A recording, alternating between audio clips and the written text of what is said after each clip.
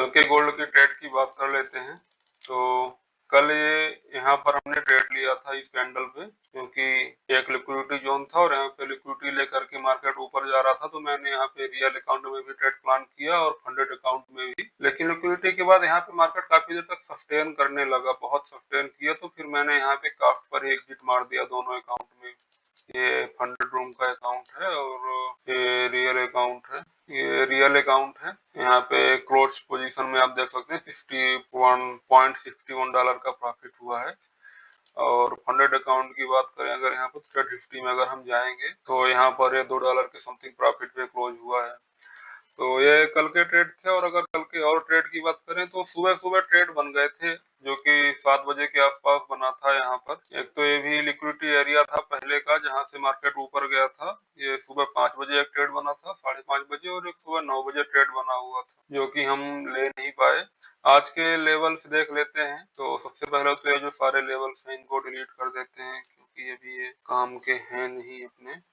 सही तरीके से लेवल मार्क करते हैं। आज सुबह सुबह एक ट्रेड और भी बना था लिक्विडिटी पर ही, सुबह आज ही बन गया। यहाँ पर बना हुआ है, ये लिक्विडिटी जोन था, यहाँ पे लिक्विडिटी लेकर के मार्केट ऊपर गया, लेकिन 7:30 बजे बना हुआ है, तो हम इसको कर नहीं सकते हैं।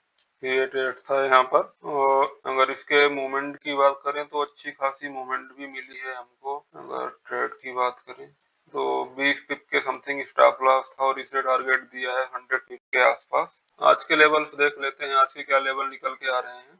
सबसे पहले वीकली टाइम फ्रेम से एनालिसिस करते हैं गोल्ड का, वीकली में क्या चल रहा है। इन सबको पहले डिलीट कर देते हैं। वीकली टाइम फ्रेम पर मार्केट एक रेंज में है। अगर हम देखें यहाँ पर तो एक रेंज में फंसा हुआ है। और वीकली टाइम फ्रेम की अगर इम्पोर्टेंट लेवल की बात करें तो एक लेवल ये निकल के आता है यहाँ पर, लेकिन यहाँ आने में मार्केट को काफी टाइम लगेगा और ये बहुत बड़ा लिक्विडिटी जोन है। तो यहाँ पे अगर आएगा तो यहाँ पे पोजिशनल ट्रेड बनेगा अपना। उसके अलावा अगर बात करें वीकली टाइम फ्रेम में तो एक लेवल ये निकल के आ रहा है लिक्विडिटी के लिए।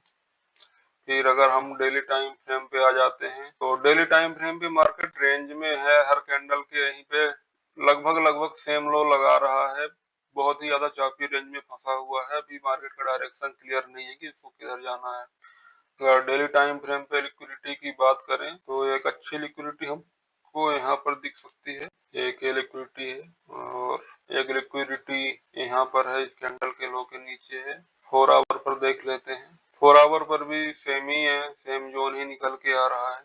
एक अगर यहाँ पर देखें हम तो एक ये भी बन रहा है जोन। मार्केट की रेंज जो है तो छोटी होती जा रही है, इसलिए ट्रेड बन नहीं रहे हैं अभी अच्छे। जब ये इसकी रेंज थोड़ी बड़ी होगी तो ट्रेड बनेगा, क्योंकि एक इंटरनल लिक्विडिटी के अंदर इंटरनल बना रहा है, फिर उस छोटी लिक्विडिटी के अंदर भी और छोटी लिक्विडिटी बना रहा है गोल्ड। तो उस पर हम रिलाय नहीं कर सकते हैं, वो लो एक्यूरेसी ट्रेड होता है, तो उसको हम अवॉइड कर रहे हैं। अभी 1 घंटे पे लेवल देख लेते हैं तो 1 घंटे पर वही सेम लेवल्स ही हैं। 1 घंटे पर भी 1 घंटे पे एक और ये और नया लेवल है। ये सब खिचड़ी लिक्विडिटी है। यहाँ पे अगर यहीं पे पास में थोड़ी थोड़ी ऊपर लिक्विडिटी है, ये लिक्विडिटी है, फिर ये लिक्विडिटी आ रही है, फिर ये आ रही है, फिर ये आ रही है। मतलब कि यहाँ पे बहुत ज्यादा हम किसी एक लिक्विडिटी पर रिलाय नहीं कर सकते। यहाँ पे हमें छोटी क्वांटिटी ही प्लान करनी पड़ेगी। अगर हम बड़ी क्वांटिटी की बात करें तो अगर हम 4 आवर टाइम फ्रेम पर देखें तो एक बार हम यहाँ पे कोशिश कर सकते हैं थोड़ी बड़ी क्वांटिटी की, या तो फिर यहाँ पर हम कोशिश कर सकते हैं।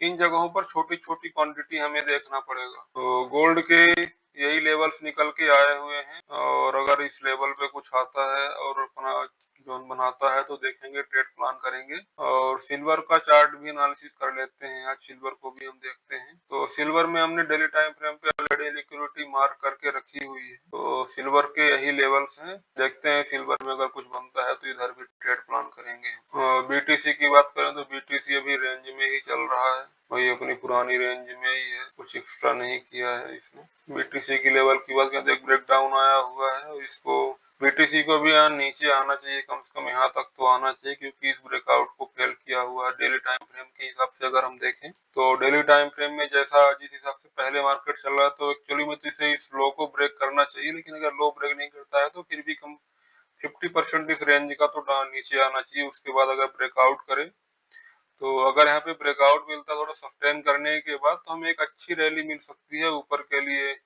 90,000 के लिए हम यहाँ पे इसको देख सकते हैं बीटीसी को। तो ये बीटीसी का लेवल है। बीटीसी में डेली टाइम फ्रेम पे ही प्लान करेंगे, इसमें स्कैल्पिंग प्लान नहीं करेंगे। स्कैल्पिंग हम गोल्ड और सिल्वर में प्लान करेंगे, और गोल्ड और सिल्वर के लेवल ऑलरेडी निकाल लिया है। देखते हैं अगर कुछ बनता है तो।